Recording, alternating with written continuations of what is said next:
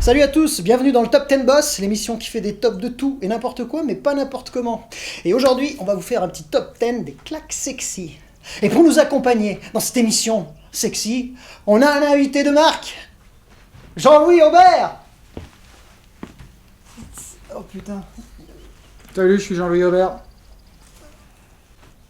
Ouais, et tu vas nous chanter un truc? Ouais. Juste une illusion, juste une sensation. C'est Jean-Louis Aubert.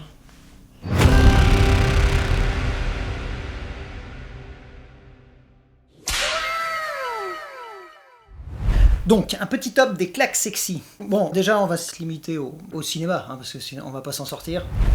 Ok, bah c'est parti. Numéro 10. Anita Ekberg. Anita Ekberg, la Dolce Vita, dans la fontaine de Trévi, tout ça. Ah, bah là... Non, mais pas là, on bosse.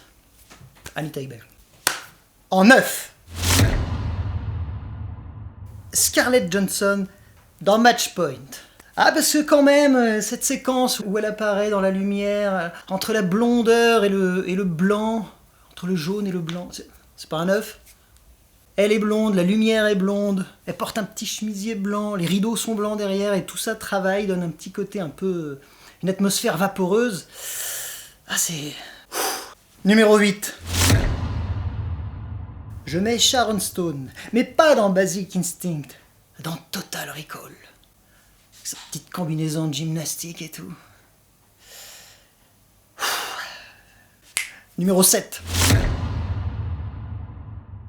Je mets Emmanuel Béard dans L'Enfer. Quand Chabrol engage Béard, il lui dit « Vous êtes l'actrice qu'il me faut, parce que vous avez une tête d'ange sur un corps de pute. » Je sais pas si ça passerait très bien, ça. Numéro 6. Jamie Lee Curtis dans True Lies. Ah ben là, évidemment, c'est l'adolescence, hein. Le petit moment de striptease de Jamie Lee Curtis dans ce film, mémorable. En plus, elle fait un striptease à son mec qui, lui, la reconnaît, mais elle ne sait pas qu'il est là. En fait, c'est hyper positif, tu vois, il la voit tous les jours, et là, d'un seul coup, il la redécouvre. Il la voit différemment. Il avait oublié. C'est hyper positif. Il faut croire au couple. En numéro 5, je mets Monica Bellucci dans Matrix 2. Parce que j'ai pas retenu grand chose de Matrix 2, mais... Numéro 4. Je mets Deborah Unger dans Crash de Cronenberg. Ce truc où le plaisir est lié à des collisions de voitures. C'était barré comme les films de Cronenberg, hein, en général. Et Crash présentait un truc intéressant, comme Vidéodrome. Mais enfin, il y avait surtout Deborah Unger et ce métal froid autour. Cette beauté froide. Numéro 3. En 3, je mets Laura Elena Haring dans Mulholland Drive. Eh ouais, c'était quand même quelque chose. De toute évidence, Naomi Watts a sorti un petit peu son épingle du jeu. Elles étaient deux, hein, la blonde, la brune. Je pense qu'en termes d'acting, voilà, il y en a une qui a marqué des points. L'autre, elle a marqué d'autres points. Alberi, Ursula Andress, Gina Lollobrigida, les filles des films de Russ Meyer. Enfin, tout ça. C'est fini, oui. Bon, alors attends, non, on se calme, on va... Là, il y a pétage de plomb, mais en fait, c'est un petit peu... C'est-à-dire, c'est un petit peu normal. Il y a des codes qui ont été posés pour qu'on pète les plombs. J'ai l'impression que toute cette histoire, c'est le même code qui fonctionne sur un siècle. Tu prends de Fellini à Tex Avery. En gros, chacun est installé dans sa fonction. Donc, on a une fille qui est là pour séduire. C'est une espèce de créature supérieure, séduisante. Et t'as le mec qui est dans le rôle de l'espèce de couillon qui tourne autour et qui tombe amoureux. Et c'est bizarre. C'est à la fois ouais, flatteur pour l'un et l'autre, à la fois insultant aussi pour l'un et l'autre. Peut-être plus pour la femme aujourd'hui, parce qu'en plus, voilà, ça la réduit à un rôle d'objet. Mais en même temps, la séduction. Donc on est un petit peu mal à l'aise, et la balance penche tantôt d'un côté, tantôt de l'autre. C'est étrange ce regard qu'on a, parce que c'est quand même un truc qui dure en fait. Bon, le mec a quand même le beau rôle dans cette histoire, le crétin qui fond, qui chavire complètement. Ouais, c'est ça, c'est une espèce de Pygmalion fantasque et une Galatée séductrice. Bon. Et ça fonctionne, oui, je te parlais d'Anita Ekberg en ouverture là, de cette vidéo, parce que certainement la scène de la fontaine cristallise cette image-là. Mais voilà, c'est ça, Tex Avery, c'est la même chose. Hein. Enfin, c'est une bimbo et t'as le loup qui pète les plombs, les yeux qui sortent de partout. C'est marrant de voir comment ce schéma a fonctionné, et fonctionne toujours. Bon, il pose plein de questions, il fonctionne, mais il pose plein de questions. Top 2. Dans le top 2, j'essaye de voir un petit glissement. Le glissement du désir vers quelque chose d'autre, en fait. Ça part, bien sûr, d'un petit stimuli très physique, mais en fait, il peut glisser vers un truc plus quotidien. C'est-à-dire qu'on part de cette espèce de figure idéalisée, mais on la fait rentrer dans le quotidien. On projette ça dans l'histoire en plus. Et du coup, ça travaille, ça réoriente le désir. Et du coup, je pense à des filles comme Claudia Cardinal et Jacqueline Bisset. Je pense à Claudia Cardinal dans La fille à la valise, par exemple. Bien que le premier truc physique puisse venir de Il était une fois dans l'Ouest, très jolie séquence finale, où Gilles McBeal, donc le personnage de Claudia Cardinal, va donner à boire aux ouvriers du rail, qui sont en train de construire le rail d'une ville qui est en train de naître. Et du coup, on la suit se balader au milieu d'un truc d'homme et tout, avec sa peau brune qui brille sous le soleil. Bon, ça reste très très physique et tout, donc cette image-là, bien sûr, je l'ai, mais je vais en avoir une autre avec un film comme La fille à la valise, de Zorlini, où on a le regard d'un adolescent sur une jeune femme qui a quelques années de plus que lui. Et c'est intéressant, parce que bien sûr qu'on part de ce truc de désir, ça part d'un truc physique. Mais on entre dans le regard de l'adolescent, Jacques Perrin, tout jeune, qui sait prendre cette fille, et on apprend à la voir à travers son regard. C'est-à-dire qu'elle pourrait être moins jolie, qu'on accepterait l'idée de suivre, de faire ce parcours. Et même si on craque pas physiquement sur l'actrice, on accepte, parce que le regard nous incite à le faire, le regard de l'adolescent. Et on peut s'éprendre d'une fille dont on ne sait pas est pris de prime abord. Donc ça, la fille à la valise de Zorlini, voilà. Et de la même manière, Jacqueline Bisset, où on part d'une figure idéalisée, bien entendu, mais très vite, c'est pour faire le chemin inverse, de la ramener dans un quotidien. Elle est la voisine étudiante de Belmondo qui écrit à l'étage du dessous. Donc on remet dans un quotidien, ça nous rend accessible la figure idéalisée, le parcours, c'est pas qu'il se désexualise, mais enfin, on le ramène vers du concret.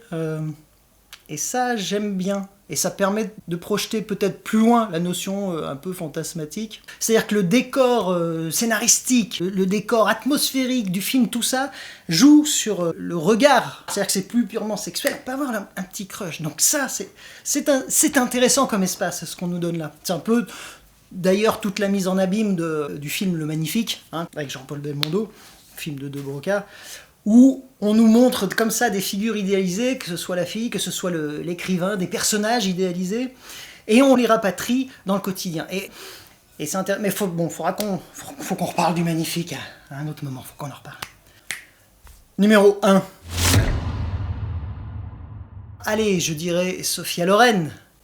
Parce que on est dans tout ce que je viens d'évoquer avant, et il y a peut-être aussi le truc de... À un moment donné, on peut pas nier le caractère de l'actrice. Et l'acting, évidemment, il faut que ça joue bien. On prend d'abord un stimuli comme ça, très physique, et après, ça dure dans le temps si le caractère fait qu'on accroche. Donc, en ce qui me concerne, c'est vrai que sur la filmographie de Sophia Loren, je pense pas nécessairement à la fameuse scène de striptease de Hier, Aujourd'hui et Demain, de Dosica, qui a contribué largement à faire sa notoriété glamour, quoi. Non, je pense à la Ciociara, par exemple, où elle est très jeune, très belle, ça va de soi. Mais il y a ce caractère qui travaille fort et qui fait que, voilà, il y a glissement, on passe à autre chose, c'est plus seulement physique. Et puis on la retrouve en lady, en tout cas sans maquillage, en train d'essayer de jouer autre chose dans Une journée particulière, d'Ettore Scola, quelques années plus tard. Et on se surprend à continuer à la trouver jolie, c'est-à-dire qu'on ne regarde plus... le physique est là, mais on est en confiance, on est dans un lien de familiarité. Je parlais de ça dans une vidéo précédente. de retrouver quelqu'un qui, même changé, si vous voulez, ça change pas le rapport qu'on a avec. Au contraire, on a même envie de voir cette personne dans des rôles différents. Je pense que cette personne a envie de jouer des rôles différents. C'est normal, dans une carrière. Bref, il y a eu glissement. Et là, comme on est sympathique sur cette chaîne et que voilà, on fait des cadeaux, tu vois, il y a Jean-Louis qui se pointe avec un ficus tout à l'heure, enfin des trucs de dingue. On est généreux.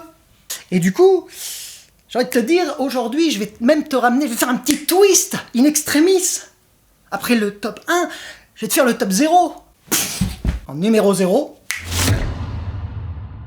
je mettrai Tam de Signé Cat Size. Alors, pourquoi? Parce que là, on vire vers le dessin animé. Ok, c'est intéressant. On parlait de glissement, on continue.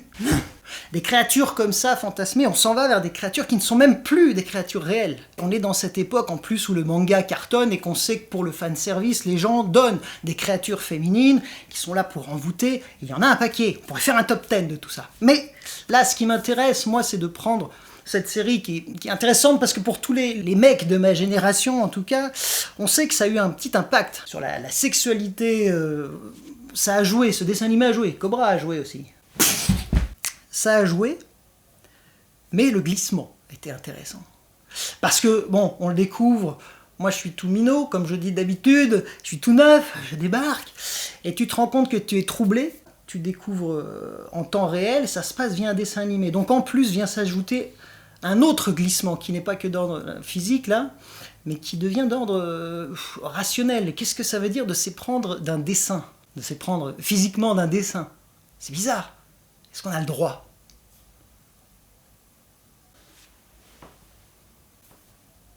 On se pose ce genre de questions. Et je te parle d'un truc, encore une fois, hein, le manga n'était pas là, on est avant, c'est au milieu des années 80, le Club Dorothée n'est pas arrivé, on n'a pas ouvert la grande porte au manga, aujourd'hui on est le plus grand importateur de manga au monde, la France. À l'époque, c'était relativement neuf, donc la sensation est nouvelle, moi étant tout nouveau dans la vie aussi, je prends tout ça en même temps, et questions multiples. Mais j'ai envie de te dire, continuons à glisser. Si tu prends comme ça une créature étrange qui te perturbe, si on glisse à ce point-là vers des choses très physiques, est-ce qu'on ne pourrait pas glisser vers le sentiment? Commencer à s'éprendre de créatures qui n'existent pas? Au-delà du rapprochement physique, au-delà du craquage physique, est-ce qu'on ne pourrait pas commencer à tomber amoureux? Et là, ben, genre, attention, parce que tu frôles la folie. Ah! Et là, moi, j'ai toujours un exemple qui me revient en tête. C'est Blanche-Neige. C'est Blanche-Neige parce que, étant tout petit, je regardais une émission qui s'appelait Disney Channel. À la fin, il y avait quelques petits documentaires, et je me rappelle d'un vieux monsieur qui dessinait Blanche-Neige. Étant jeune dessinateur, quelques années avant encore, il avait participé à l'élaboration de ce premier long métrage animé qui était Blanche-Neige, qui est sorti en 1937. Donc le monsieur était un jeune dessinateur à l'époque. Moi, quand je le vois dans Disney Channel, bien des années après, c'est un vieux monsieur, un vieux dessinateur, mais qui dessinait encore quelques planches de Blanche-Neige. Et tu sais, comme quand tu dessines des planches pour les faire bouger, tu dessines un dessin, puis derrière tu dessines un autre dessin sur une autre feuille, avec le bras qui a un peu bougé, puis derrière un autre dessin avec le bras qui a encore bougé. Comme ça, tu fais bouger tes 3 feuilles, et c'est ce que faisait le vieux dessinateur. Il bougeait les 3 feuilles, et ça faisait bouger le bras de Blanche-Neige. Donc rien que ça, j'étais admiratif du mouvement, comment on donne la vie à un dessin. Mais en plus que ce vieux monsieur, donc quelqu'un qui a vécu, quelqu'un qui connaît la vie, pas comme moi quand je regarde ça. Mais lui, il ose dire que j'étais amoureux de Blanche-Neige. C'est bizarre de dire ça quand même. Être amoureux de Blanche-Neige, il est amoureux de son dessin, il est bien en train de faire bouger le dessin, il dit j'étais amoureux. Mais toi, tu le regardes tout petit, tu te dis mais est-ce qu'il a le droit de dire ça? Est-ce qu'on peut dire ça?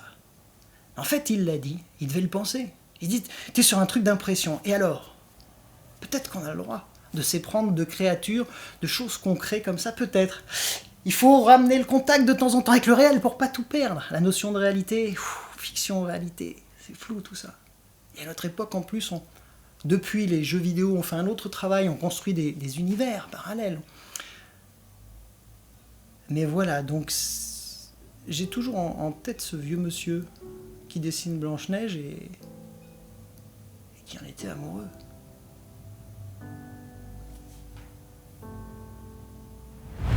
Voilà, bah dites-nous ce que vous avez pensé de cette vidéo. Si ça vous a plu, vous pouvez la liker, vous pouvez vous abonner à la chaîne. Vous pouvez mettre aussi votre top 5 sexy. Intéressant, restez poli, restez concentré, mais c'est intriguant. Vous pouvez mettre votre top 10 pour les plus courageux et voire même à argumenter pour les plus héroïques. Parce que c'est quand même intéressant de voir quels sont vos arguments sur ce type de top. Dans tous les cas, n'oubliez pas que ce qui compte, c'est pas de faire des tops, ce qui compte dans la vie, c'est d'aimer des choses et de savoir pourquoi on les aime. C'est pas toujours évident. C'est bien de s'interroger, de se poser la question. Prenez soin de vous. À bientôt.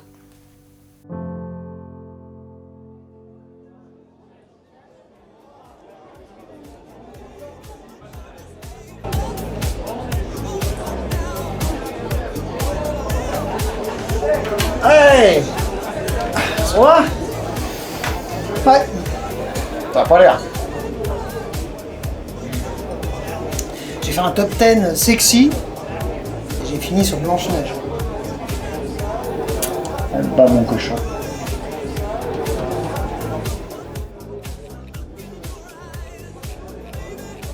En même temps, c'est assez trash, Blanche-Neige. Blanche-Neige, c'est trash. Bah, 7 mecs chelous qui récupèrent une meuf paumée en forêt, qui la foutent dans leur pieu et passent leur temps à la mater, c'est assez trash. Ouais, évidemment, comme ça, c'est trash, Blanche-Neige.